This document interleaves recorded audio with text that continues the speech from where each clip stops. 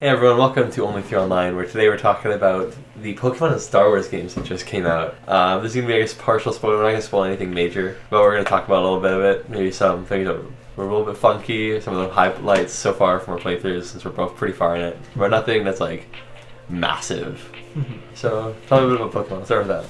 So, Pokemon was, there was some controversy around it from Dexit. What is Dexit? Basically, in every Pokemon game, you could, every Pokemon was coded into the game, even those that weren't catchable in the game, so that you could transfer them in from previous games. So say, Generation 5, it had the starters from every previous generation coded in, even though you couldn't catch them. So who were the starters of Generation 5 again? Tepig, Snivy, and Oshawott. Oh, that's Generation 5? Yeah. What was Generation 6 then? Kalos, which was Fennekin for a P. Oh, that was that one. I skipped Generation 5, if it's not already clear. Generation 5 is my favorite, and it was totally, like, underrated at the time, but now I'm seeing more and more people kind of coming around to it. Honestly, I was very big a Sinnoh guy, and I can't wait for the next Sinnoh remake. Anyway, about Dexit and all that. So, in every previous Pokemon game, every single Pokemon was coded in, even if you couldn't catch it, so that you could transfer it over. Mm-hmm. But with Sword and Shield, they just didn't code in all the Pokemon because that would be too challenging for them. And the assumption I have is that it was pressure from the Pokemon Company to onto Game Freak to release it around this time, because if they didn't release the Sword and Shield games, then that would delay the cards and the movies and the anime and the manga and basically everything. Oh, and all the merchandise, of course. Have we seen anything of the anime yet? I'm not sure if it's airing in Japan yet, or if Is there even a trailer yet? Yeah. Is it? How does Ash look? Same as the Sun and Moon anime. Alright. And also, like... Which I really enjoyed. I haven't finished it, but of the parts I have seen, I loved it. I still love Mimikyu. Mimikyu is my favorite character from Sun and Moon, I think. So adorable. I love how everyone caught on to Mimikyu a lot. But yeah, I guess, like... because they're moving to the Switch, they can't just copy-paste code over, can they? I'm not gonna pretend to know the code. So apparently they have like the stats and stuff for all of the Pokemon for some reason, but just not the models for the ones that weren't included. Oh wait, so they have all the stats, just not the models? So the models are most likely going to be the biggest part of it, like the 3D models and the animations and the textures and everything. That's going to be a lot more than just coding in text. Like you have like 75 base stats in here and 85 base stats in there. Yeah. So that seems like it's like a smaller part that could fit in, while the models and stuff. They didn't have enough time and resources to do all those, which is why they're pretty much forced to leave them out. Do you think they'll eventually patch them in even, maybe? Game Freak doesn't really like DLC and stuff. They don't like adding into their games afterwards? No. So I'm never going to be able to see my little Shinx, for example, in the Kalos region? Galar region. Unless they have like a side team just dedicated to modeling and importing Pokemon for the next Galar games, presumably. Do you think there's going to be like, what would the Sword and Shield mix game be? You think it would be like Sharp Sword and like better Shield? Sharper Sword and thicker Shield. What do you think the combination Pokemon is going to be? A suit of armor? Or before you had Sun Guy, Moon Guy, and then like Space Prism, who would combine into them. I've heard like a very small bit about the third legendary, which I won't spoil. All I know is like the name and like a very rough idea of like a very general idea of what it looks like, presumably. Does the name give away what it is? No, but it's a very cool name. What's the name? I don't want to spoil it. Alright. It starts with an E, I think. An E? An E, based off of what I think I know. When you combine them, it's Zez. Ah, it is. Yeah. Was it Zacian, Zamamster, and Zamazenta? Elchirion, or no, it went pretty far off. I think that's a pretty good name, Elchirion. Yeah. Wait, what were we talking about? We're talking about. Oh, what were we talking about? We're talking about the models and all that in the game. The presumed third or maybe even fourth games. Mhm. I think it'd probably be like bow and arrow or something. If they decide to make like a third or even fourth game. Yeah? Maybe. Or is it hinted at in some way that there's going to be a bow or arrow-esque? Not yet. Nothing to do with bow and arrow so far in your playthrough? Not yet. How far are you again? You're what? I just beat the 8th gym leader, and then they told me, alright, go to this route now. I'm like, nope, going to bed. Alright. That's always similar with Star Wars when I was playing it, but we'll get back to that when we get to that. So basically, Sword and Shield kind of started off on a low note, or started off... Is this a slow start? Not like the plot of the games itself, but like the reception of it started off kind of on a low note, so it had to score really high to get people to kind of look past the whole Dexit thing. And I think they really do perform well. The marketing for Sword and Shield was amazing because they really held back on reveals. For X and Y, they revealed probably half the Pokedex, I think. Wow. They revealed like most of the Mega Evolutions. For Omega Ruby and Alpha Sapphire, they revealed every single new Mega Evolution. Why? There's no surprise with that. Because it hypes people up, thinking, oh, look at all these Mega Evolutions plus the ones that aren't revealed. I find that like when I'm playing through a game, when sure like some things is like, oh, the news is coming or whatever, but then you have like those crazy moments where you're like, oh my god, really? Mm-hmm. Yeah, which I'll get into that with Star Wars a little bit later as well. But like, it's those moments that are truly fantastic for me as a player of games. Mm-hmm. Just makes it feel even more exciting when you're like, oh my god, this is the most incredible thing that's happened so far, and I can't wait to get this used. And then for regular Sun and Moon, they revealed so much in one 5-minute trailer. They revealed all 4 Tapus. I think it was 2 or 3 trial captains, how the trials work, Hala, the Grand Trial Captain, or Kahuna. They revealed Alolan forms are a thing, the 5 best Alolan forms, and then a bunch of other Pokemon on top of that, all in 5 minutes. Which, I just saw the trailer, I was rewatching... That sounds so rushed. I was rewatching the trailers for Sun and Moon maybe a month ago, and I couldn't believe how much they revealed in one 5-minute trailer, which was just insane. Like, that was the best trailer of the marketing for Sun and Moon, but it was just so much at once that they could have spread it out over, say, a month or two. Yeah. Do you also, in Sword and Shield, do you also get to change how you throw your Pokeballs? Something else like you did in Sun and Moon? I haven't found it yet, but It wasn't like the trash man in Sun and Moon. He's like, hey kid, you see someone else throw it like that? Why don't you do it too? Why didn't you just talk to me to do that? I've noticed that all the gym leaders have unique animations for throwing the Pokeballs, so I'm hoping that I'm going to be able to do that too. I just need to find the right person to allow me to change it. Speaking of the gym stuff, isn't it all like in a stadium now?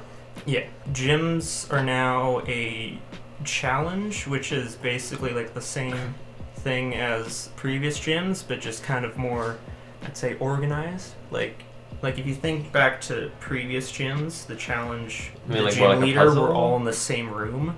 Okay. But now it's the challenge in one room, and you get to the very end, and then a door opens, and then it leads you to the stadium, where then you battle the gym leader. I see. So it's like the hall you're walking through, but they left a bunch of stuff in the way, and then you enter like the big soccer field thing. Yeah, kind of. Because I know there's like the Pokemon camp, which we'll get into in a bit, but like, and I don't know much about the game, but do you actually have like your whole team of Pokemon? Do you guys like face off at soccer or something? No, not soccer. It's a real battle. Oh, okay. So, all right, continue. Oh yeah, but back to the marketing. They also revealed, if I recall correctly, they revealed every single Alolan form except for the Geodude line pre-release, and which is not only crazy because they revealed everything except for one line, but because they revealed all the best ones first, Mm-hmm. like the first 5 they revealed was the Ice type, Sandshrew? Ice type Sandshrew, That was Ice type pretty sick. Sandslash, Ice type Vulpix, and Ninetales, and then Executor? The big tall guy. Yeah, the Executor, big yeah. Executor. Basically, I'm pretty sure those are like the best 5. They're pretty cool. I like the They- Executor. Is it his super where his neck gets like crazy long again? Of the designs, I'm pretty sure that those would be like the top 5, like for other players too, not just my personal favorite, although they are my personal favorites.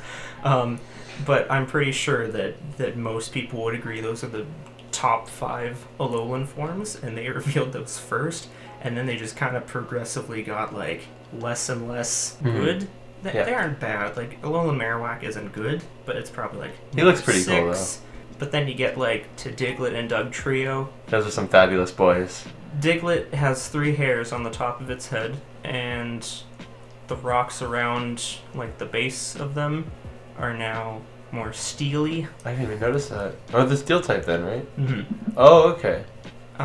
It's based off of something in real life, so I can't complain there, but just the design is basically just adding hair to them. And that was kind of like one of the final announced ones. Oh, that was in Wasn't the demo. Geodude just sort of similar? Geodude Where they got a sort of changed the mustache color and then gave him like some hair? Geodude got a mustache and eyebrows, and then Graveler got a bigger mustache and bigger eyebrows, and then Golem got an even bigger mustache, and you won't believe this, but even bigger eyebrows. No way. And then also like a cannon thing on its back. Oh yeah, he got like the crazy magnet gun or whatever. Yeah. The rail cannon.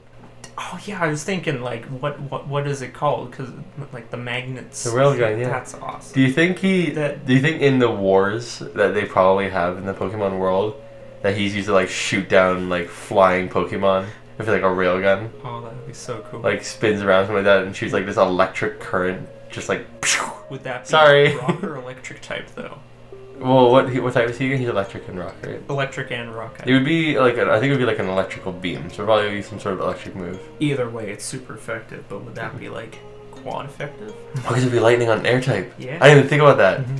Mhm. Now it's confirmed in my headcanon. This is how they protect their islands. Is they shoot down everyone else with these things. They just line the shores. I want confirmation that this is how they protect Alola. They Yes. have. Where are you? Come on, Nintendo. Give us what we want. They just have an army of golems. Just completely lining every island, shooting down any foreign thing that doesn't have some sort of like, hey, I'm on the way over, radio chat. Basically, the last 2 generations, I don't know about Generation 5 because I wasn't paying attention to the marketing yeah.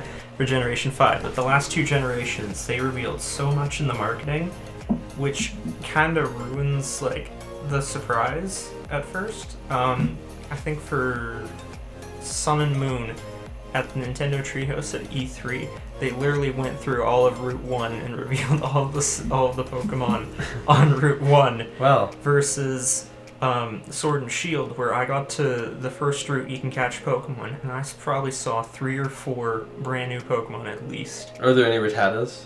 No, I think There's no Rattatas? I think Rattata is snapped. How about, oh my god. How about Bidoof? I'm not sure yet. Zigzagoon? Zigzagoon is in. Oh. Zigzagoon gets a Is Zigzagoon- Galar form. It's the What first Galar form. Oh right, isn't he like a zebra or something? What does he look like Black again? and white, Yeah. I guess. You could call it a zebra. Who is like the most Zebra common design. guy who you don't like facing, like Rattata used to be, so far that you've discovered? Even early on. I don't know, maybe Zigzagoon or like He was the early Zigzagoon? Route 1 types.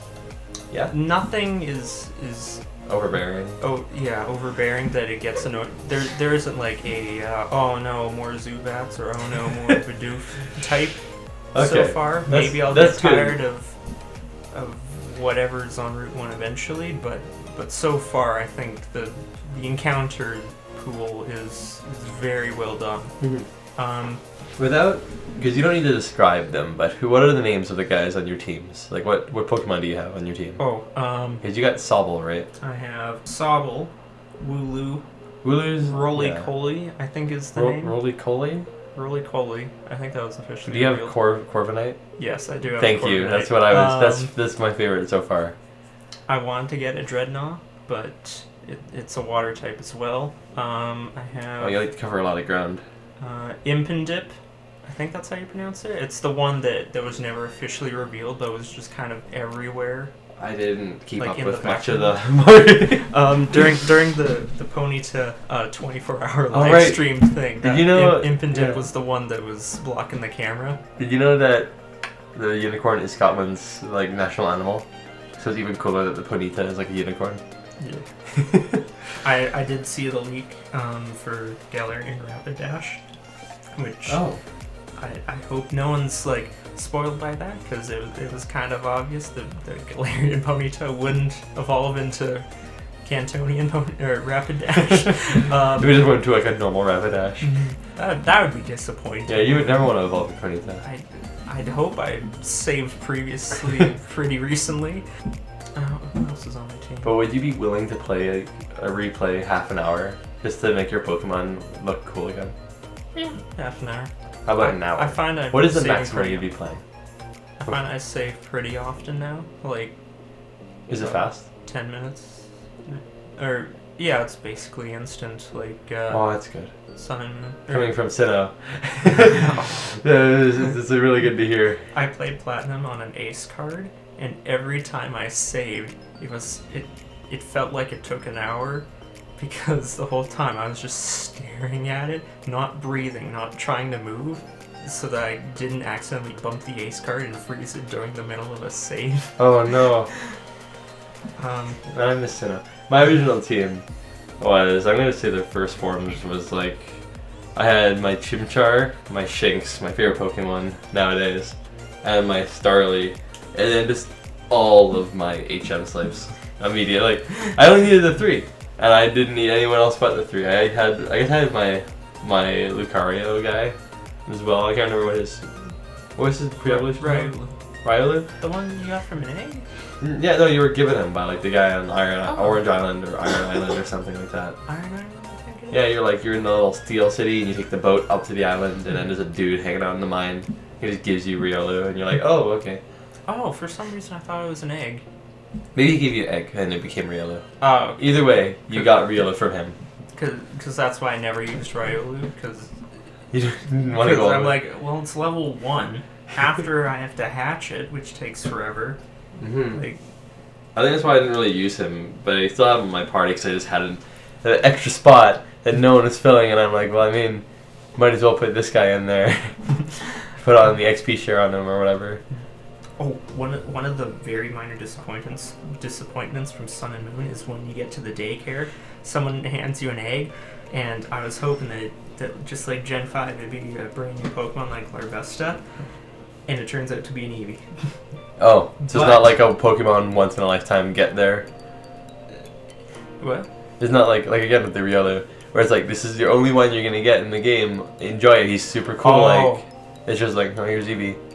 Oh, You want to get Leafeon? My favorite one. You want to get Leafeon? There you my go. favorite's Glaceon. Glaceon's pretty cool, but like Leafeon's super like whimsical. But I was kind of disappointed it was like an old Pokemon. And I'm like, oh well, into the box wherever you go. But when you get to the daycare in Sword and Shield, they just hand you a Pokemon. Not an egg, but a Pokemon. It's still level 1, but it's pre-hatched. It is something at least. And it's a brand new one that's brand new to Galar, which was very good in my opinion. Was this one of the like, once in a lifetime gets as well or no? No, you can find them in the wild. Could you find them before that point? I don't think so. How far Oh, after? you can find them in the wild area, but you can't catch them yet because they're too high of a level. They're too high of a level? Yeah, something interesting that wasn't officially announced before before the release was that gym badges limit the level of Pokemon you can catch. Oh, so it's not catch anything, but they might not listen. It's just, no, you only can catch. So like if you have a save with a Master Ball on it and trade it over to another save without any gym badges, you can't just go to the very end of the wild area and catch the best Pokemon there. You have to actually get the gym badges in order to catch higher level Pokemon. What happens if your Pokemon outlevels your badge? Oh, that's separate. They'll if it's Oh, you just can't catch them. Yeah, you Okay. can't catch them. You can level them up to however high you want. You could, if you transfer over 100 rare candies, you could get a level 100 Pokemon before the first badge, but you just can't capture anything over like level 20 or something like that Okay. before the first badge. How fast do you encounter the wild area? Like, I think on the back of the box it says like you get to the wild area within approximately 2 hours of gameplay, but of course it changes for everyone based on their Yeah, based speed. on what you're messing around with. When I got to the wild area, I was thinking, okay, I'm just gonna go like straight through. I'm not gonna like with it. I remember black and But- white. We're doing the randomizer of black and white. But I spent so long in the wild area just exploring everything. I went to the very end of the wild area and was just collecting all the items on the ground. So once I got to the next city after the wild area, I made like $70,000 just selling items. Oh my god. Is money important in this game, or is it just like usual and it doesn't really matter? It's the usual, I guess. The wild area does give you a ton of money if, well, not a ton, but like 70. Does 70k mean a ton in Pokemon? That's a good question. 'Cause I have like over early 1 million game. in Sun and Moon. I have Early over game. 3 million in Sun and Moon.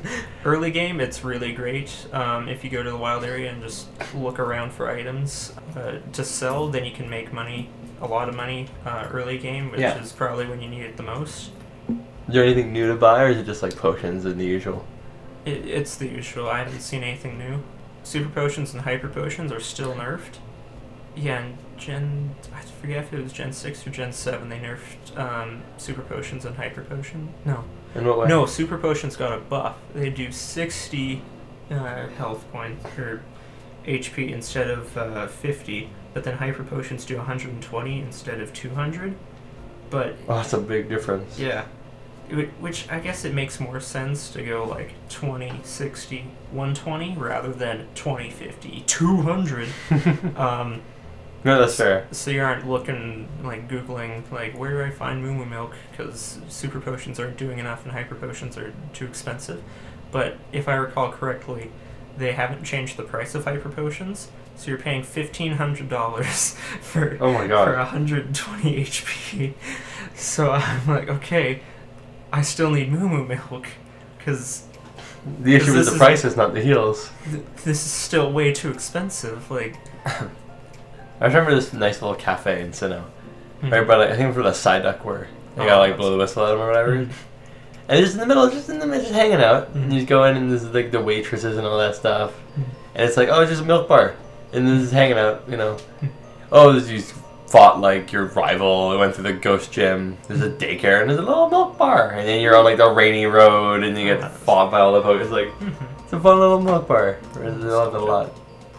Man, I love Giratina. Oh, one problem I have with the item shops is that you don't get Ultra Balls until after the 5th gym. 5th gym? 5th gym. And I forget if that's the usual or not, but it just feels like such a long time, especially when you're in the wild area trying to catch something with only Great Balls. I guess Great Balls aren't that great, are they? They're better than Pokeballs, but To be fair, but they aren't yeah. the best. They're great, but they aren't the best. I mean, I'm sure most people will say that they find that Pokeballs at times are way better than Ultra Balls. I was trying to catch this one Pokemon that hasn't been revealed yet, so I won't say. But I was trying to catch this one Pokemon, and it just would not stay in anything. Couldn't you just say its name because we're not telling about what it is? I forget the name of it. Oh, okay, It starts well, with a T. It's purple and starts with the letter T. That's all I'll say. Is it?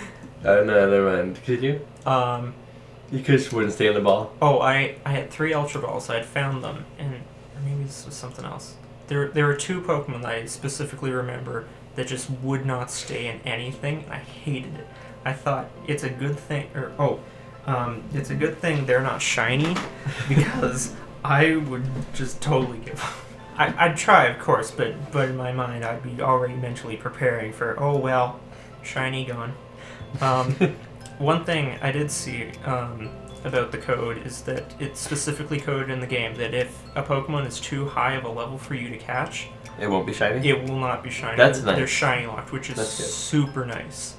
I like that. That sounds pretty good. When I first heard that the wild area would have overworld Pokemon walking around, I was instantly nervous that I'd miss out on a shiny, that it would just run away, or like just poof out of existence. The grass is done differently too, though, right? Yeah, it's where done just like just walking around and it's a battle. It's like no, you can very clearly see all the Pokemon running around. It's just like let's go Pikachu and let's go Eevee. Are you able to just avoid them, or if you touch them, is it battle time? If you touch them, if you bump into them, you battle them, but it's pretty easy to like dodge and weave around them. Do you think it's possible to beat the game, or get to at least to the end of the game, without fighting anyone except for necessary trainers? Just by sneaking around every single wild encounter. Something. I wouldn't say it's easy, but is it possible? Something that I really like is that each Pokemon has, or some Pokemon have like different personalities. Some will run away from you, some will just kind of ignore you and let you bump into them. But some of them will specifically try to chase after you, and it's the coolest thing ever. It's a bit annoying when you get Lipards that run about the same speed as you, or maybe even faster, chasing after you. Did you say that some just don't care if you bump into them? Yeah. Like, did that start a battle, or they're just like, oh, alright. No, that starts a battle. Okay, yeah, okay. If you come in contact with them, then it forces a battle. But they just don't mind your presence. Yeah. Okay. Yeah. They won't run away from you. Continue. Wimpod will definitely run away from you, but then there are Pokemon like Liepard or Bisharp will chase after you, and it goes almost exactly the same speed as you, and it's the funniest thing ever. I have so many videos of Pokemon just chasing after me, because it just looks so funny to have a Pokemon just like chasing after this kid. You have to post it on the Discord so I can see. Oh, yeah. But it's so cool that they coded in different personalities for different Pokemon.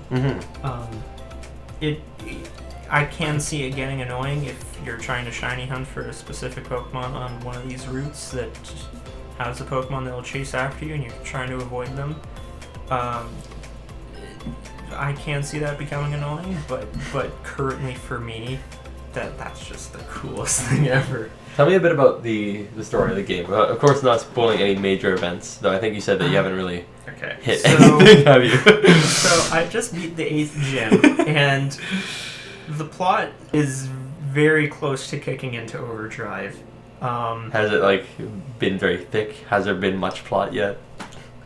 Basically, it's kind of like any Pokemon game where they kind of hint towards the legend of the box legendary of your game.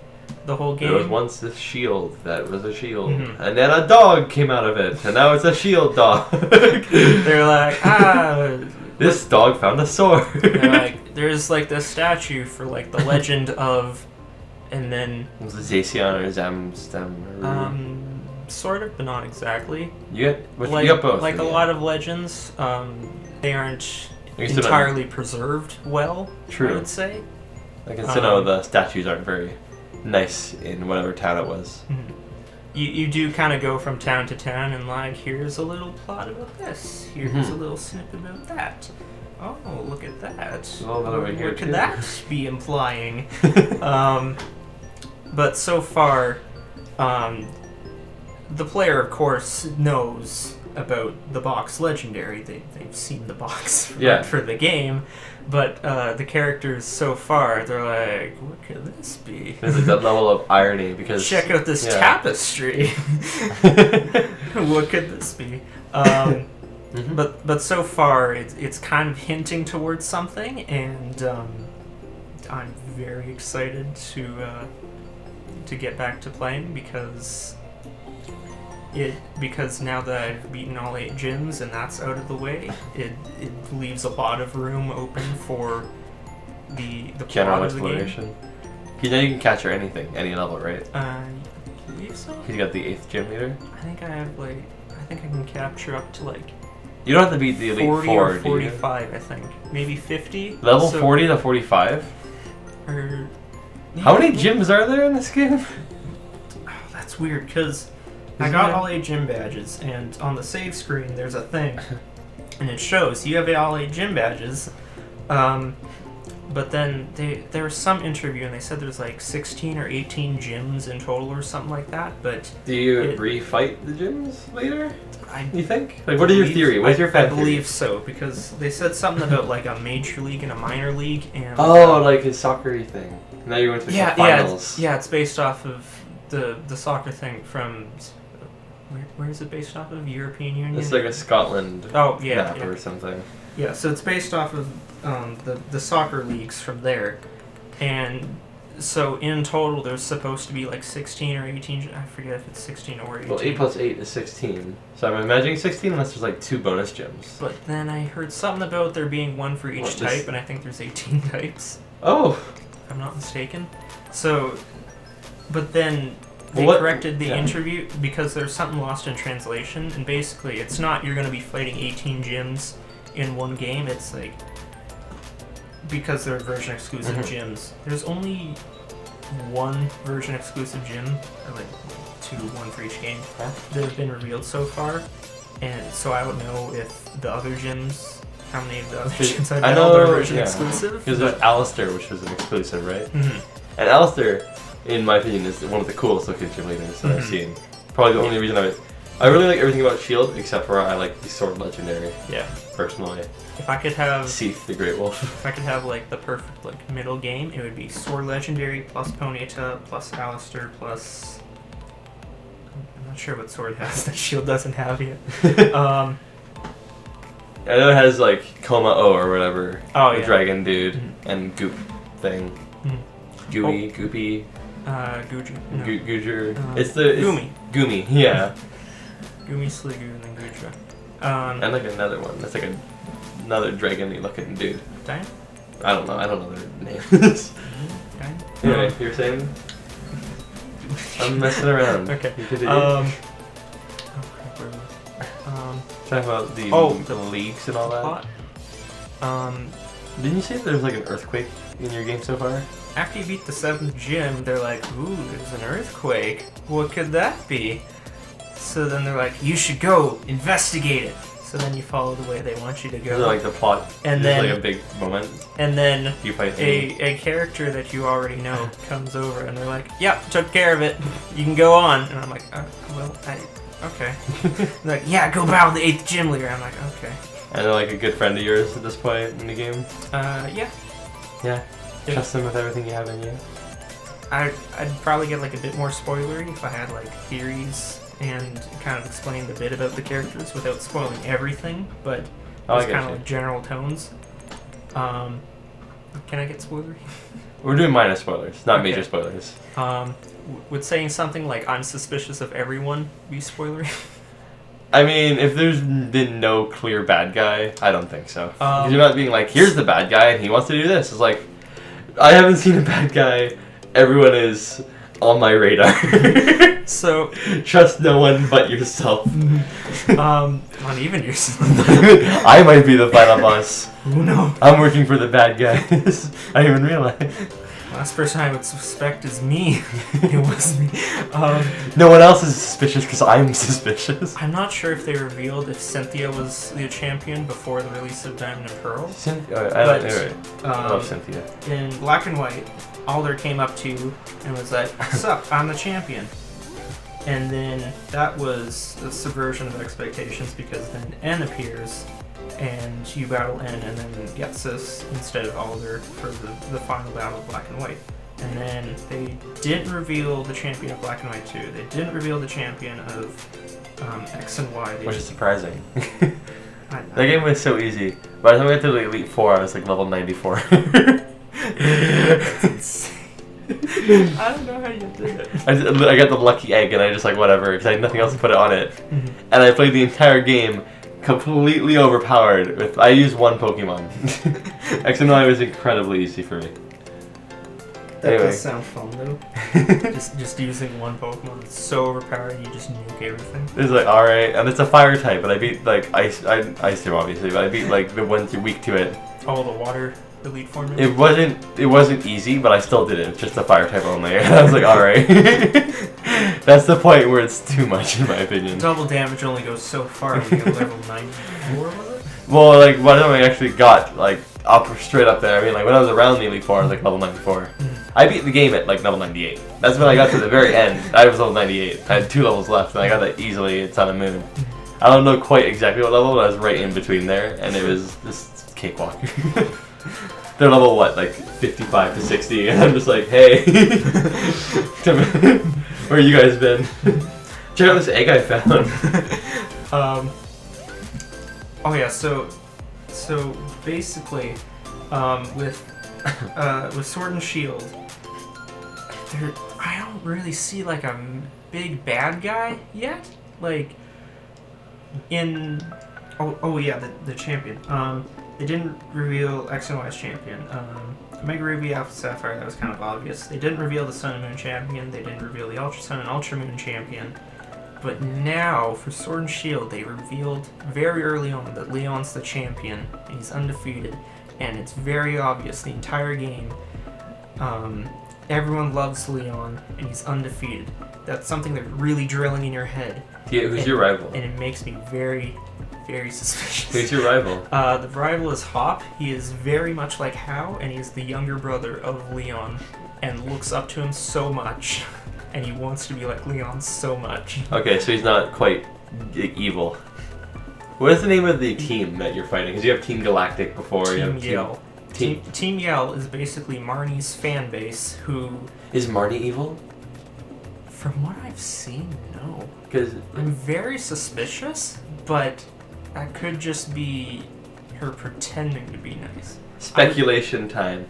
They look up to her, but they're bad, right? Wait, what do they want to steal Pokemon like usual? They don't want to steal Pokemon. They just want to let her win. They just want to give her like any advantage she can get. So So Team Yell will block off routes and be like, "Sorry, you can't get here until like Marnie's ahead," which then forces you to battle the gym leader. Is it battle? Are you racing? Kind of.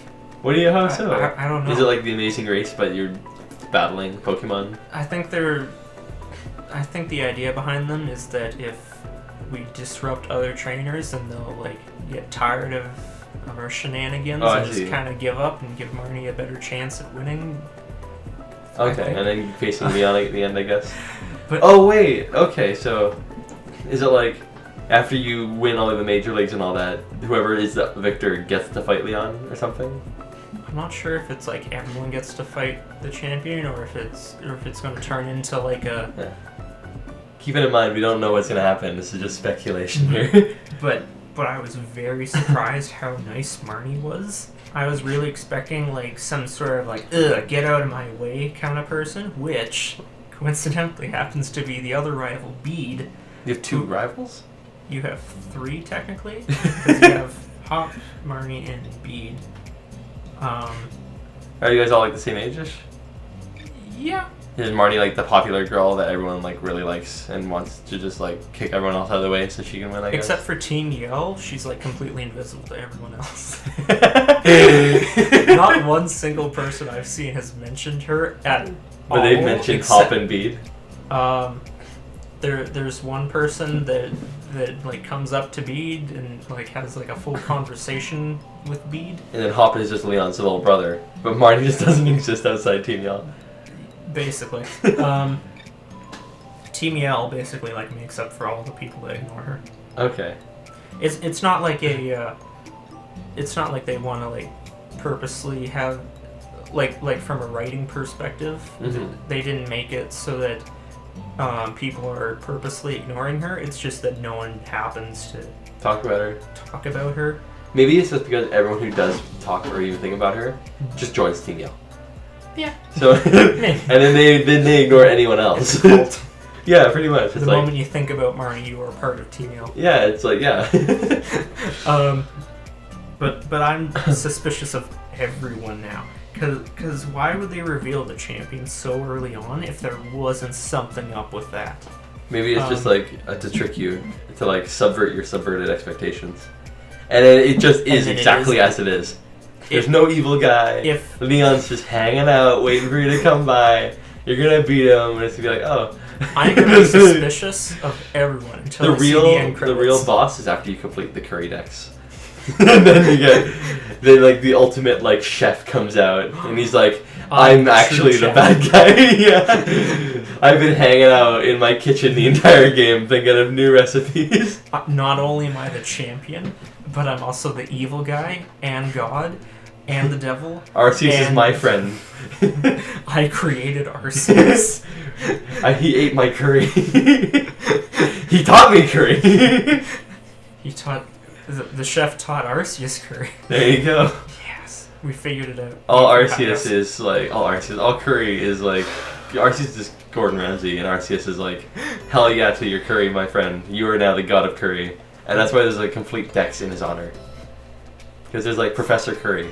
Who needs trees when you can be the guy who's curry entirely? Who needs a type of curry? Imagine me Professor Tree, who's just like the greatest of all the professors. I can't believe you just spoiled the entire game with your such accurate prediction. The curry man is coming for you. You better watch out. Okay, moving on. What are some pros and cons you found in the game? Things that might bug you a bit or that you've enjoyed so far? Other than the basically like half or more of the decks being snapped, it's like really the only downside. Well, let's start with some like the things. Oh, there seems to be a lot more things you like. So tell me about some things that you don't like to start with. There's some frame rate issues in the wild area, especially if you're connected to online and you have other players running around along with you. Well, the online's never been that good, has it? I missed the PSS. That was the best.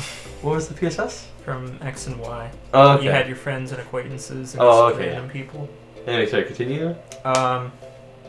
But other than frame rate issues in the wild area, which is understandable, especially when you're connected online, and the decks, that's like the only things I can think of. Experience share is permanently on. There's no way to turn it off, which, I mean, that's like a little like nitpick from me. And there's like, it's not like half the experience goes to everyone, right? It's like everyone gets the same amount of experience from the full battle. I'm not sure exactly how they calculate it in this game. Do you just get given an experience share, or do you have to go find it? No, it's basically like a battle mechanic that's like permanently on. You don't get the experience share like an item. It's just there. You don't get like the weird hat that you make a Pokemon wear. What? Oh. Yeah, like it's the little item picture. It's like this funky looking hat with light bulbs on it. Mm-hmm. Not even a hat, like a metal thing. It's just rigged up. How do you put it on like a big Pokemon? That is a question. That is a question. Do you think it's adjustable? Do you think it's like you know those like weird like plasticky things that you like they're like big orbs that you can like pull to get bigger and then shrink down as well? And they're like all attached to each other by like little plastic sticky things. Do you think maybe the metal of it can be like you just pull it and it gets like really big, or it can get really small? That'd be cool though. I want a real Nintendo. You know where to find me. Come grab me. We can do some cool stuff. We'll make some hats. If you ever want to canonize how the experience share works, like as a physical object, you know where to find us. Yeah. Come grab us. We're right here. We're available. 123 Fake Street. Come get us. Heck yeah. Wait, and that's all the bad things you could even think about from the game so far? Honestly, yeah. Dynamax, it only works in the stadiums. You can't just Dynamax against wild Pokemon. Is Dynamax or Gigamax? Which one's crazier?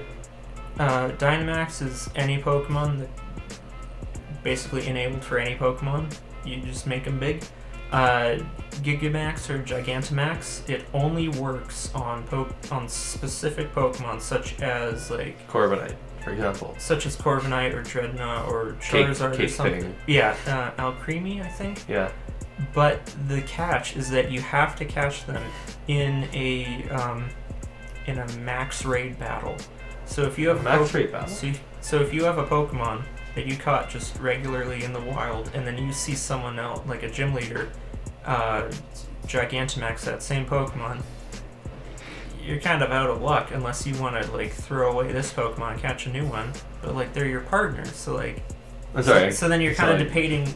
You're debating like, do I want to keep like my partner that I've had for like half the game, or do I want to catch like a brand new one? Oh wait, so you have to like so are you racing to like get the Pokemon? What? I feel like I just wasn't listening or something. Oh, like the max raid battles? Yeah. So how does that work again? You have the option of teaming up with 4 other people. Well, Is it like a wild area thing? Yeah, you go okay. in the wild area. There are these giant red beams of light.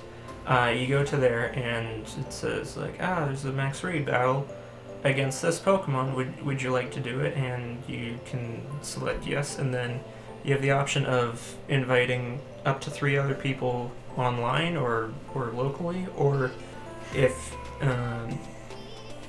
any slots that aren't filled will just be filled by NPCs, and you battle a Gigamax or Dynamax or Gigantamax, occasionally Pokemon, and pardon you.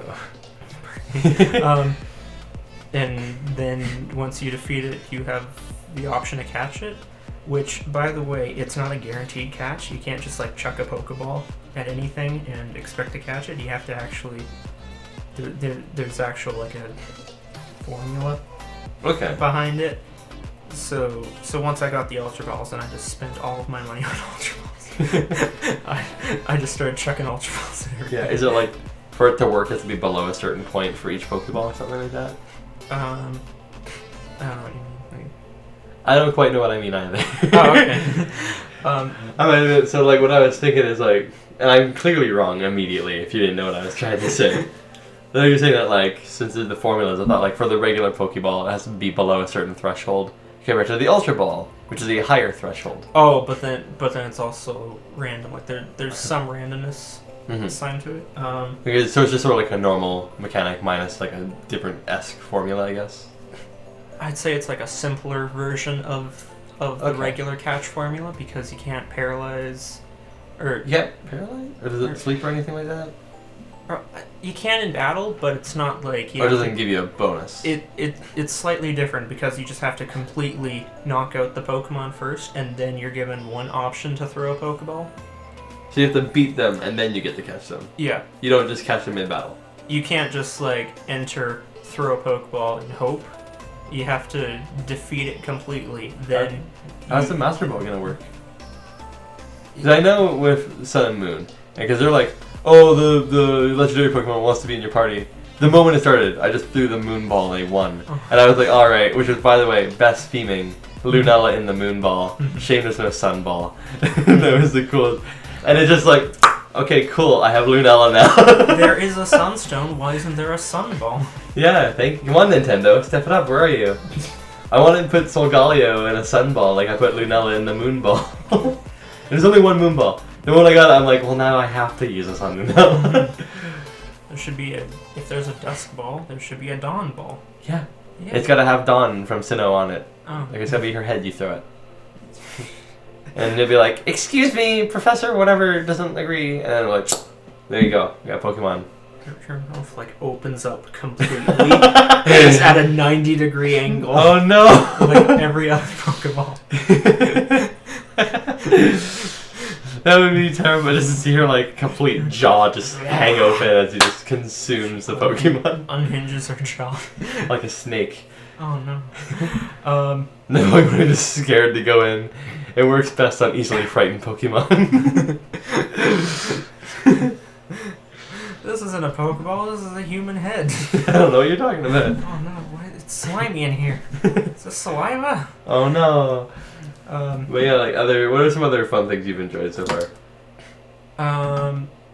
So I've been enjoying the wild area. I've just been enjoying seeing all the new Pokemon. Isn't it like a beautiful world? Oh my god, I almost cried 3 times. There are 3 separate cities that are so beautiful. I just could not believe it. There's the first city you enter after the wild area. That's the steampunk city. Then there's the city with the big castle-y thing. There's also there's the steampunk city with all the gears and the spinny things. There's the city with like the castle in the very middle. Okay, that sounds pretty cool. It is so cool. Then there's a like a small town or village after a certain forest, and it is absolutely beautiful. It's so colorful and vibrant. If I could cry, I would have cried at all three of them. There's also the obligatory. There's also the obligatory snow city, and that was beautiful as well. I'm glad. I really like the snow places. So the town designs are incredible. That's good. I cannot believe how beautiful they were. Maybe it's just me, but I had to stop and really appreciate each of those cities. Well, that's good. We'll work hard on them. It's good. Mm-hmm. I'm sure that's going to be good. Mm-hmm. I'm sure they'll appreciate that. Being sitting there in awe. This is not just like slapped together. Like, oh, let's just make a city with like a steampunk aesthetic. They really worked hard on the looks of this game, and it really shows. It's absolutely beautiful. Mm-hmm. What's the highest point in the map? I guess that'd be the Snow City. So far, yeah, I guess. How close are you to the stars? Would you say? How high? If you had to give your scientific altitude. Yeah, what is your? How high are you in the air? How many kilometers? I don't know. If you had to give your truly correct scientific. Who knows? Hypothesis. I have no idea how close to sea level I am. How many steps have you gone up the mountain? How many feet high are you? I don't know. Is it a very high mountain? Because I know the mountain in Sinnoh sucked to climb. That was a very big mountain. If the map is vertical, It is a vertical map. Vertical rectangle. Basically, you're going up the map, but then there's also at times where you go west or east. And then you go back to the middle and just go up? Yeah. So you are just sort of progressing north the entire game? For the most part, yeah. Alright. Do you think you're going to go back in reverse as you do the next 8 gyms? And that would be very cool. And there's like a secret area that you couldn't reach before because you had to have like something that just is the final... That's where Leon is just hanging out. There is a secret area that you will find that you're not allowed to go in. And I'm very excited to see where that leads. Did I just guess the end of the game? No. Okay. Although it would fit very well. But you don't think that's how it's going to turn out? Not exactly like the going into each gym in reverse. That could be entirely possible. That would make sense. Otherwise, you're just gonna. I gotta go all the way back to the bottom and walk up the map all over again. It would add some flavor. Mm-hmm. Unless it's just sporadic. You have to go all over the place now. Mm-hmm. Some other parts that I really like is that this is basically Pokemon quality of life improvements. The game. There are so many quality of life improvements. It's insane. What are some of them? Just to name, I don't know. 3 or 5. Every single Poke Center, at the very left side of every single Poke Center is a dude. He will rate the name of your Pokemon, he will delete moves, and he will remind moves, and he will also do the useless memories feature. So you don't have memories future? Memories feature. Oh, what is that about? I tried the memories thing with 2 battles? Pokemon. It's like, this Pokemon remembers battling this Pokemon. It was very surprised, and I'm like, yeah, I just battled them 5 minutes ago. I encountered them 5 minutes ago and immediately ran like that. It was surprised that you wanted to bring it up. it was very surprised at this Pokemon. Cool. It was at the carnival, getting your palm read, but the lady's just watching you and it's like, you were scared recently, and you're just on the elevator or something like that. You have a half-eaten cotton candy in your hand, it's and the mind reader's like, ooh. You have been unhealthy recently. You went to the cotton candy stand, you're like, yeah, I just did that 5 minutes ago. You can see it in my hand. Looks like your Pokemon were surprised. Yeah, the trainer came out of nowhere. Can you? No, you can't run for trainer battles, can you? No. Okay, I'm glad they haven't changed that. Mm-hmm. Though at times, you kind of wish you could. Oh, they sell Pokédolls at every Poké Center now. Oh. I'm not sure if it's from the very moment you can access the Poké Center, or if you need one gym badge. I forget already. What did the Pokédolls do? Because I remember in Sinnoh you had the underground layery thing where you just sort of put them on a table. This Pokédoll, you use it in battle and you instantly run away from the Pokemon, guaranteed. It's not like Oh, okay. you tried to escape but it failed. Oh, I feel like I remember that from Sun and Moon. Mm-hmm. Okay, yeah. Oh yeah, Nebby has the Pokédoll. Yeah, could be. They're kind of. I'd recommend them. I never usually get them, but I basically like never had them. But I'd recommend them due to the higher level Pokemon in the wild area, especially because it is harder to get away from them, or like more likely that you'll be stuck in for that turn. Because they're faster, I guess. Yeah. So I would recommend that for the first time ever. So you would. That's kind of nice that they're kind of making it like more viable to use Pokédolls. You also get a couple times. I think a character gives you like 3 at one point. So you would definitely recommend Sword and Shield so far. Oh, absolutely. Final thing to touch on. How are you thinking of the Pokemon Camp and the Curry deck so far? I haven't played the Pokemon Camp much. I was kind of hoping that it would just be like, you open up Pokemon Camp and you get like a full heal. But I thought it was like you hit a button and you're camping in that area. Yeah, you do camp, and I was kind of hoping that like the curry would. I've only made like 2 dishes of curry. What does it do? It can do like a variety of things. Like I made 1 curry and it healed all of my Pokemon by like some HP, but not full. And after that, I was like, oh. That's disappointing. Is it a boost your attack for the next few battles? They can't all be heals, right? They're not all heals. Some of them I would assume are like effort value things. What's your favorite effort value? I don't know. Speed's always good. Would you before the final boss? Would you make a curry that ups all your Pokemon's speed? Maybe. If they still have like EVs left. Oh, if there's no EVs, does the curry not do anything? What? If there's no EVs left to raise, does the curry just do nothing then, you think? Probably not. It'd be like trying to use like one of those EV raising things like Carbos or Protein or something on a Pokemon with max EVs. Do you think that the curry's effect is permanent then? Or do you think it'd be like a temporary raise? No, I'm pretty sure if it was like raising EVs, it would be permanent.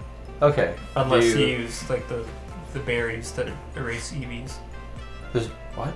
I didn't know that. Yeah, there's berries that'll get rid of 10 EVs. Where do you find these berries? 'Cause I'm pretty sure there's people out there who don't know about this either. Berry trees. Oh, what berry is it called? There's one for every stat from HP to speed. The only one I remember is tomato because it's very close to tomato and it looks like a tomato. What does it do? Except like kind of pointy. Mm-hmm. It removes speed EVs. You hear that, people? Eating tomatoes will make you slower. So be careful. So yeah, definitely would recommend Sword and Shield. I absolutely would recommend Sword and Shield. The plot so far is very good. It's not like Black and White levels or Gen 7 levels. So far, it could very, very well like when it does come to its climax, it could be on the same levels plot-wise. The Pokemon so far are amazing. They've barely revealed anything. I think of the total Pokemon, they've revealed probably like 20-25% of them. Yeah.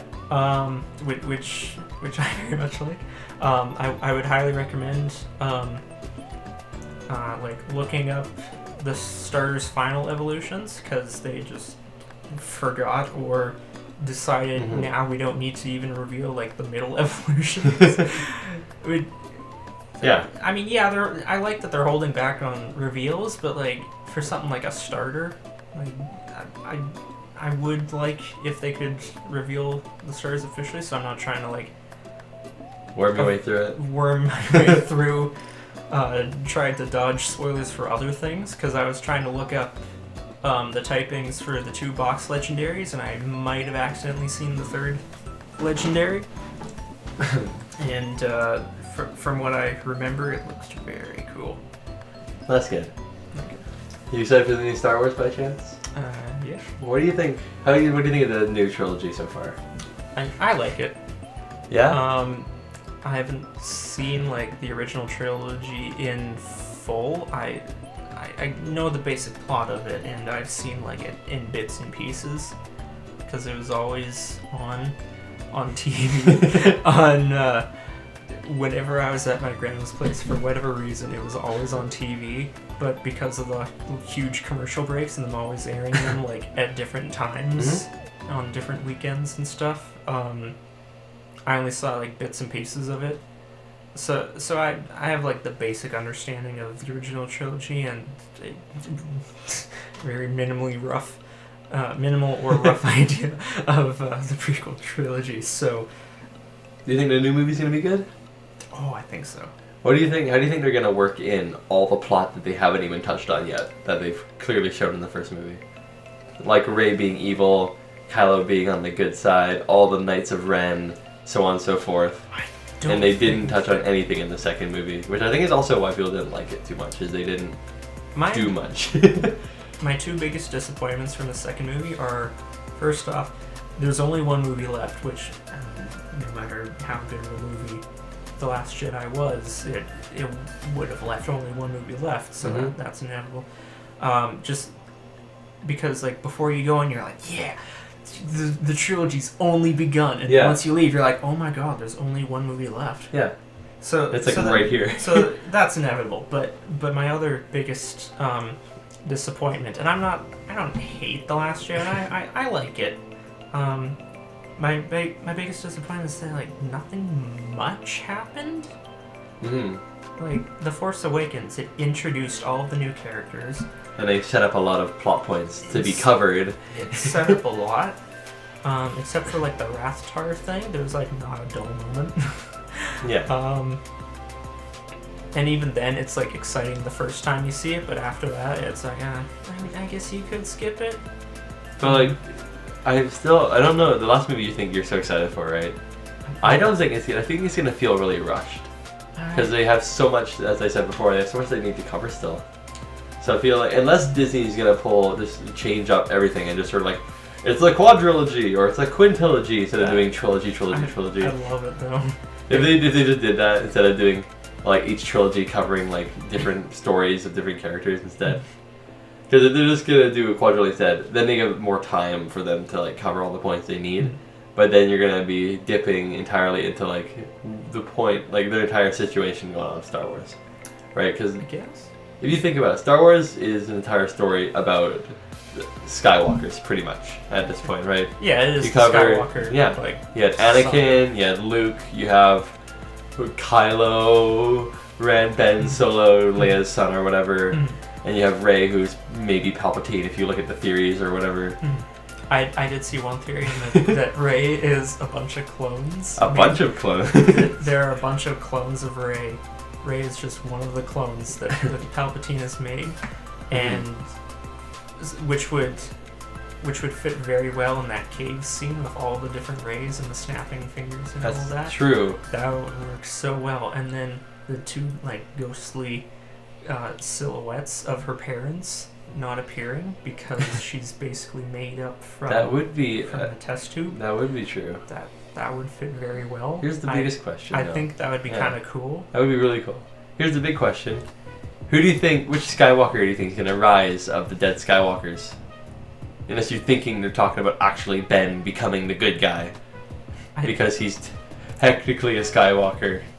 Do you think he's going to rise and become good and Rey's like, oh, I'm Palpatine. Okay, I'm evil then, I guess. Like how are they? You got what, like 2.5 hours for her to become an evil person and then Ben to become a good guy after 2 full movies of them setting themselves even more in stone about being good. Well, in the first one, Kylo Ren was definitely the bad guy. In the second one, it was kind of implying like, people can change. He wants to let go of the past. He wants to make like a combination of like the light and the dark. He wants to be the purple lightsaber. He wants to be like the gray Jedi, I think it's called. Where you're not like full Jedi, but you're not full evil. It's kind of like a combination of the light and the dark. Mace Windu.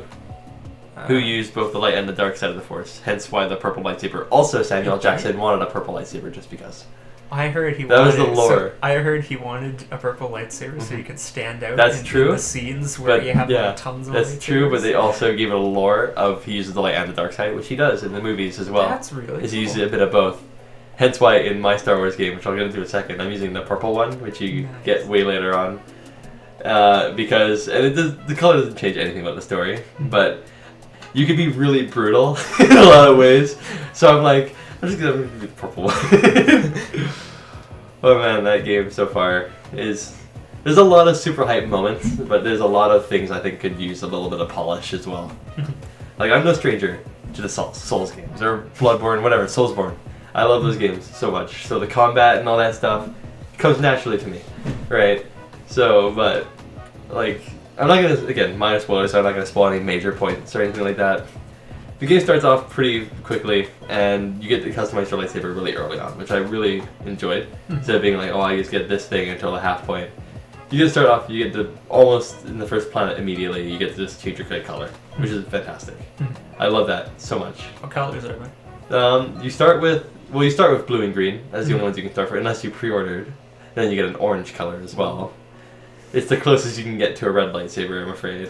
Oof. Spoiler, no red lightsaber. Oh. You don't get to be the evil role player. What if you steal a red lightsaber? I mean, well, I'm not going to spoil that later, but like, you don't really get to keep... You don't really get to use it, to be fair. I don't know how to describe it. Because it's not really spoiling the fact that you have at some point, your character has a red lightsaber. Because it's not for long, and it's over like a story-esque thing that I'm not going to talk about. But yeah, like, you get the three colors to start with. I chose green because, okay, quick overview of the color meanings or whatever. Blue are the Guardian guys. I'm not even into Star Wars. I just googled this stuff because I was curious about the game. The blue is like the Jedi Guardian, I believe, which are, to summarize, like prioritizing lightsaber skills and fighting with the lightsaber and all that stuff. Green is the Consular, I believe it's called, which is more focused on also, well, diplomacy. But also, when they're using it, they're also using more of the Force with them. There may be a stronger connection to the Force. Orange, it doesn't seem like anyone really knows about. There's only been like one canon appearance before in like a comic. And then this is the other. This game is canon, by the way. Oh. Takes place between episode 3 and 4, before Luke and after Anakin. But yeah, the orange one, not really any lore that I know on it. The yellow one are for Guardians of the Jedi Temple. And you have 3 other colors which are unique to this game, I believe, as well, that you find later on. Because I've never seen them in any of the things I've watched about the colors. And of course you get the purple one, which I've already discussed about, which I liked using the green one for a while, but I've moved on to the purple one. And I'm enjoying the purple one. And as I said before, you get to fully customize your lightsaber. You get the emitter, the switch, the actual sleeve itself. And you get to completely switch them out and mix and match with all the other things that you just find throughout the game. All the, I guess, that's not really spoiling because you find out immediately pretty much. The game, this is a Metroidvania, right? Every chest you encounter, well, the majority of them at least, besides a few, are just customization. So if you truly just wanted to speedrun the game, you can skip almost every chest. You don't need to encounter any of them if you don't want to. But they're really cool customization with some really fun references to the movies and stuff as well. Not all of them I'm going to go into, but they're pretty cool ones that you get to have as well. Some of them are a little bit more vague because they don't catch on easily, but they're still the super cool stuff. Yeah, but like, there's some really hype moments in this game. Nice. I'm gonna start with some. I'm not gonna name all what happens, but when you get to the planet Dathomir, which the moment you get access to it, you should go there and just get the item that's there, because you can. It's a little bit of a difficult planet if you're not prepared for it. There's a lot of things that are not fun to fight that even at the end of the game I'm still having some issues fighting because their patterns are a little funky to me. And there's some really stupid enemies I can't stand, which I'll also get into some of that later. But on Dathomir there's this item that I didn't even know was in the game. I guess it's kind of obvious if you really think about it. But the moment I found it, I was immediately like, oh my god, this is the coolest thing ever. I can't believe this. And I was just having a great time with it. It was so fun. And you have the best character, the little robot BD1, who I hope nothing ever happens to him. I'm about to enter the final planet. I don't want to do it yet. I'm going to 100% every planet to the best of my ability first. Man, BD1 is the coolest. You get skins for like everything. Cool. BD1, you get it for the ship you hang out on, your outfit, the poncho your character wears at the beginning, you get changed. You can even take it off if you want to. Just a grand old time. And there's just... Because the game is entirely about becoming a Jedi rather than being a Jedi, right? And this game is really good about making you feel that. Because, of course, you start the game, you're like a failed Padawan, basically. It's like, that's what they tell you. It's like, you're start of the game, you were a Padawan, Anakin like, killed all the kids or whatever, you survived. You didn't go through all your training yet or whatever. So, you start in the game, all the fights you're doing through, they feel actually threatening and dangerous because you don't have much at your ability to do. And even then you have not many skills with your things. Your character himself are missing. You don't have all the Metroidvania bonuses you're going to be getting as well. In general, you just feel like more sluggish and weak and vulnerable. But by the end of it, after you get all your cool force powers and all that, you're just going left to right, you're throwing people around you. It's so much fun. And you truly feel yourself grow stronger into becoming that Jedi Master. And I am playing on the second hardest difficulty, of course, because pro gamer over here. That also might be why I'm having some issues with things. But I think only one death has been on me of all my deaths so far. And I mean like true deaths, where it's like respawn. So getting into it a little bit, because there's so much good about the game. But I've really put a catch-all with it as well. So some of the bad things that I didn't enjoy so far is that it feels a bit sluggish at times. So you go to block, right? The moment you tap it, it takes like a second for it to come up, and the moment you release it, a second to go down, right? But say you tap it twice in a row. You have to wait for your character to put down the guard again before you can pick it up. So say you have to quickly time 2 blocks. You can't. You can block one, and the moment you put down your guard even slightly, you are locked into putting your guard down, and you can't block the next one. And even at times, if you're holding your block and you get attacked, if someone breaks your block even for a moment, your character goes through putting it down, you have to pick it up again, and then you can't because you get stun locked. And you get hit over and over and over again, taking much damage that isn't really fair to your character, and you think, oh, you should just dodge it then. The dodging itself doesn't go very far the first time, and even when you're out of the range of a lot of the bigger enemies, they still hit you anyway. Like, there's this one creature on I would call it the true second planet, the second story quest planet, where they have this move where they like raise their arms up or whatever, and to like smack you or something like that. And even if you're like a full enemy and a half away of their size, they still hit you. It doesn't matter, and it does a lot of damage too. So you're spending too much time worrying about things that just aren't even your character's fault. Which I think is personally a little bit ridiculous when it comes to the combat as well. Another thing is that there are enemies, and this is what I was saying about Dathomir, and this is a much later enemy you'll fight, so I won't say much about them. So just keep that in mind. But I'm not even going to name them, but you'll know as soon as you find them. Is that when you hit them with the lightsaber, every enemy so far, except for like the really big creatures, when you hit them, you can tell they feel it. Like they get knocked to the side, or you can put them into a little combo. You hit these guys, they just shrug it off, like you didn't even hit them. They take damage, sure, but they just go through it. And keep in mind, anytime you get hit, you get put into a stun, and you can't dodge, and you can't block when you're being stunned. And they hit you like 7 times in a row immediately. And then they throw like 5 or 6 of them at you at the same time in a very small area that you can't dodge out of the way of them. And you just die and die and die. And to the point where I just skip that area now. I would just run past, skipping all of those guys, because you can't kill them. Even if you use your special like crowd control thing you have, you can't do that. Because they don't take the stun. It doesn't affect them at all. But again, it feels bad. There are times where I found my character clipping out of the map a little bit. The game does also tend to crash. At least seems every hour and a half even. So, of course, anytime you do your little rest, you do a save. So it will bring you back to the last moment you rested. But that can be a long way away, depending on where you are in the game or how far you're doing or what progression you're doing as well. There are also times where I've seen textures flickering, just in and out, like that's not how it's supposed to do.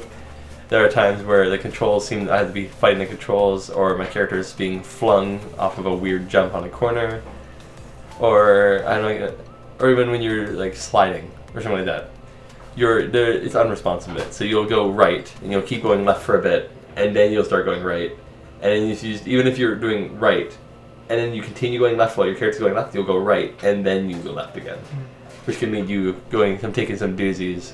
Of course, you do get used to it, and you do adapt around it, but some things are just really incredibly hard to adapt around, and it's been giving me a lot of anger in areas where it doesn't feel like it's my fault. If you're going to be doing something similar to Dark Souls combat, you need to have it very tight, and it needs to be like it's your fault when you die or you get hit because you overexerted yourself or overextended something. Not, this is an unfair situation where the best way is to run away. Especially because the point of the game is you need to be fighting enemies to get the experience for yourself and also for your characters. But overall, again, I'm enjoying the game in a lot of areas. The game has been really fun. Making you feel like a Jedi. That's something incredible. The lightsabers work like lightsabers. They actually cut through things instead of like the new movies where they sort of, oh, I hit you, haha, bounce, bounce. It's, oh wow, that's something. No, they cut through limbs and creatures.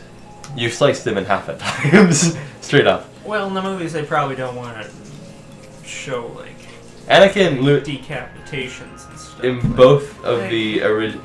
They have Anakin fall in lava and set on fire in the prequels. In the second one, they have Luke's hand cut off, and mind you, it gets seared because of how hot it is. Yeah. The new ones, people are getting hit with lightsabers left and back and forth, even cut up the back. No really big damage. It's like, oh, I just cut you with like a regular baton. The Snoke's throne room. That's the closest you get to a lightsaber working like a lightsaber. I'll give you that. Yeah. That's it actually cutting through someone like it should. Because it's heated plasma, which is ridiculously hot. Also that one person like falling in like the garbage disposal thingy. That was. Wasn't it like the evil lady who was like silver armor or whatever? Finn's like master lady. Was that her? No, in the throne room, someone kicks one of the guards into one of those like garbage disposal things in the sink. I don't remember that scene. But I do remember a lot of the scene where they were fighting the guys was, I don't think, and mind you, this is not really the actor's fault. This is just choreography that they might not have had down the pat at the time, but they had only so long to shoot it. You could tell that their beats were slightly off. Like, for example, all the red dudes who are buying time before they attack by, I'm going to flip around 7 times with my weapon, come at you, pause, back up, and then come at you again when you're ready for me to come at you. It feels a little janky, a little bit, which again, a typical issue people have, but it does still feel like a fun battle overall, which is good. I didn't notice it when I was watching or rewatching. No. Maybe I'm just kind of like. Are you focused on the action itself rather than the guys on the edges? Yeah, probably. Okay, yeah. Because that is the focal point, to be fair. It does draw your attention to that zone. Maybe the movies are kind of meant like for like the feeling that you get the first time you watch it, rather than like the little details in the background. Not that one's better than the other, because... Yeah, I just remembered that we never actually had to answer the question. Which Skywalker do you think is going to rise? Oh yeah, I think that the Rise of Skywalker isn't going to be like a singular person. I think it's... I really it's not the Rise of the Skywalkers, it's Rise of Skywalker. I like the theory that says that that maybe Rey is going to start a new, maybe not like religion, but like a new order. A new order, similar to the Jedi, but kind of incorporating like parts of the light and the dark, maybe. Called Skywalkers, because that's a cool name. Like, I'm a Skywalker. Like, look at those Skywalkers with their lightsabers. Yeah. Yeah. Is that how you think they're going to retcon the fact that they said Rey's evil and Kylo Ren's going to be really good at the end by like, oh, they're both going to be good and evil. They're both going to be Grey Jedis. There you go. They could go that way. I'm not sure if I'd really be disappointed if they went that way, but I kind of want to see Rey kick Kylo Ren's ass. As an evil person or as a good person? Do you want to see the Sith win? As a good person. But she set out to be an evil character by the end of it, right? I think that... Red lightsaber and all versus the... How about the Knights of Ren? Whatever happened to them? We haven't even seen a single thing about the Knights of Ren. I think they're on the poster, and I think they might have been in one shot of one of the trailers, I think. If I'm not mistaken. Okay. Do you think they pulled a Marvel, and in any of the trailers where Kylo Ren's red lightsaber and Rey's blue, they've actually just altered the colors? So, that would be to be fair, when Kylo Ren's on the bridge with his rainy hair or whatever, he's actually got like the blue lightsaber, and he's like, I knew you were evil, I saw it in the vision and I told you I had it, or something like that. And Rey's like, I was in a hole one time, I'm evil now. that would be great if they did. That would be the greatest subversion of expectations, I think. Mm-hmm. Is to totally get you like that, because you don't expect that. One note about Kylo Ren and his rainy hair. I'm so disappointed that he's not wearing his mask again, because he looks so cool with his mask. He does like look good. Like Adam Driver's like a cool guy, and he looks very good, and he plays a very good Kylo Ren.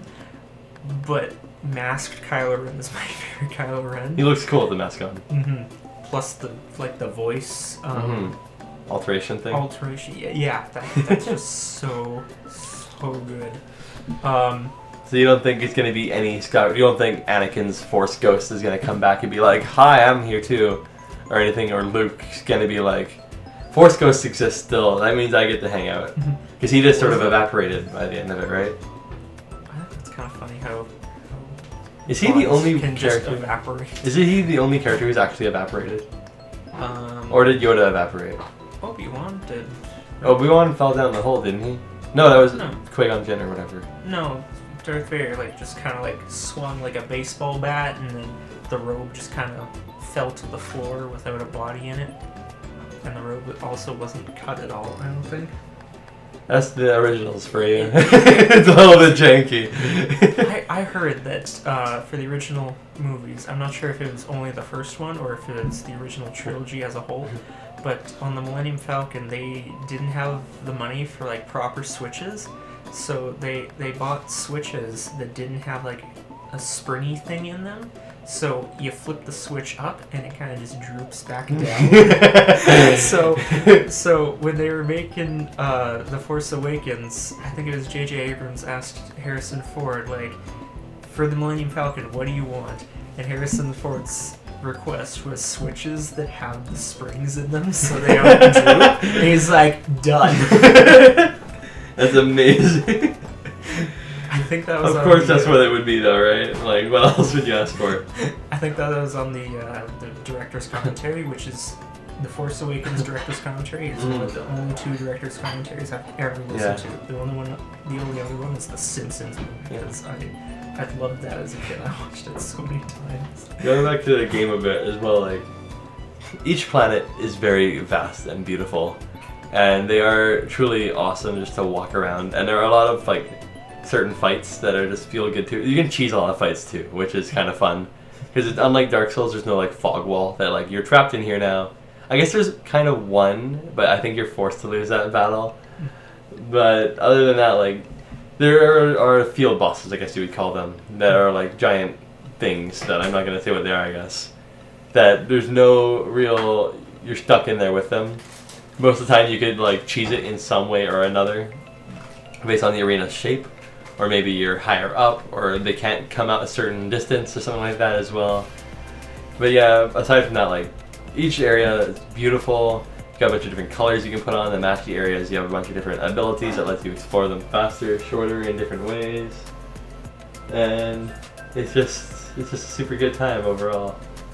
I would recommend the game. I would hope that the game gets patched a lot more, because it seems that I would imagine the game they were kind of rushed, and the QA testing seems a bit like it wasn't really there at times. Doesn't that describe kind of every game nowadays? It describes kind of EA to me. It kind of describes every major game. Death Stranding has been fine. I haven't had any Death Stranding. Okay, the biggest draw of Death Stranding, because we're not talking about Death Stranding today mainly, but the biggest draw of Death Stranding in my eyes is the story and the mechanics, because the BTs or whatever, super easy to avoid. Even if you get caught, you can get away super easily. The guys with the guns, not hard. You can literally just punch them and you're done. It's not a very. It's just the story and the mechanics that's the most interesting thing about the game. And I guess the cooperation, even though you don't see any other players, they are still there. Those are the biggest draws for that. No issues with that. I've had no issues with that at all so far, and that's been fine. Pokemon, you said big release. That's been fine for you so far. No crazy. There is one glitch. It seems to be you more. fall out of the map. Mm-hmm. No. Oh no. Is it game breaking? Not game breaking, but SD card corrupting. It seems to be more of a problem with the Switch operating system not working well with exFAT file types. If your SD card is using exFAT, then you're at risk of Sword and Shield crashing, and then the crash would then cause the SD card to become corrupted, which would then basically ruin all your screenshots and all of your download information. Like something for like Mario Maker that would be a big thing that would affect your save file, or say like Smash Bros. Like stages and stuff that would affect it, but like your save files for Sword and Shield, those are stored on the system itself, which isn't affected, so those are completely safe. Mm-hmm. At worst, you're going to miss out on your screenshots and videos, any game file downloads, and like the games itself that you've downloaded. So at worst, you're going to miss out on your all that excess storage on that off storage stuff. Basically, you're game wise, you're gonna have to like re-download all your games, which is fine. It just takes a bit, but then like the major thing for me was videos and pictures being deleted. Mm-hmm. But as long as you go onto your computer, you copy over all your files, which you should be doing anyways, and then if your SD card is not already using FAT32. You have to reformat your card using FAT32. However, it will erase everything on your card, so make sure you copy everything over before you do that. And then you could re-import your Switch album if you so choose. Fun fact about the Switch, which I found out recently. I'm sure there's many people who don't have an SD card for the Switch because reasons. On the back of the Switch, there is there's a discolored area. And you can lift that, and it's a little stand. And I just learned this the other day when some guy came into the store. Wow. And he was like, and then the stand is weird. I'm like, the stand? What? And he showed, and I was like mind blown. Immediately, I'm like, oh my god, this is, I can't believe I've had the Switch since launch, and I never knew this. But going back, I guess back on the Star Wars again, all the pods are cool. All the times you get the Force abilities and how they show them off. Fantastic, super. I've taken many screenshots already. It's a good time overall. The game is probably, if you're just running through it and you're not trying to do everything or collect everything, it's probably, I would say 16, 18 hours long of the game itself. And if you're on easier modes, probably even faster than that. Like, most of my time comes from just having troubles in general with things I don't feel. There's only one time I've been stuck in an area that I could not get out of. That was never designed for me to actually be on that platform when I very clearly can get there. And it was very late game. I returned to a planet. It was an optional area, and there's this. You can use your little droid to. I guess you would turn on and off something, and these platforms would raise or lower. And if you have them raised, and you climb up on the far side and you drop down to the lower platform, there is no way off. There's nothing you can do. Any kind of jumping, any kind of maneuvering, you're stuck there, and you have to slowly kill yourself by jumping into a bottomless pit, which will respawn you on a platform each time. Pits aren't dangerous, by the way. If you fall down them, you get reset just to where you were standing until your health is gone. And if you have a lot of health, it goes a little bit at a time. So I had to continuously walk off this edge for like 10 minutes until my character, no, not 10, more like 5 minutes, until my character just died, and I got sent all the way back, because I skipped a few spots because I was so powerful I didn't feel like I needed a rest to reset anything. So I just had to go all the way back to collect my experience up to that point. and then figure out the puzzle in the proper way, just because it wasn't designed at all with the idea that I could even be there when I so clearly could be there. Which makes me once again wonder where some of the QA testing was in a lot of areas, or if people even had time to truly discover all the spots, or if there was much of a team for it. But either way, I'm sure the game could be a lot crazier if there was no QA testing whatsoever. So I'm glad the game does play really well. I do have lots of issues with it, but the biggest issue, of course, as I said before, is just some of the combat things. And if they were to fix that, the game would be fantastic in my eyes. It would be 100% great. And that's my only true issue with it, is that polish with it. Textures being a little bit finicky, that's fine. It does fix itself in time. Clipping of the map, very rare. It's usually just at areas that are like in a weird spot that if you jump at it, like that entire wall might not be rendered as like that bumpy surface, but rather just a wall behind it, so you can kind of fall into it and out of it again. But yeah, just the game itself it's fun. The story is super fun. It feels really good to play. And even customizing your lightsaber is just one of my favorite things I've even enjoyed throughout the entire game. I got the pre-order bonus, of course, and I'm just using the best skin, or the best customization from that pre-order bonus the entire game. I haven't needed to change it once, but I still do enjoy just looking at the other parts I have, and it's just been a joy to play.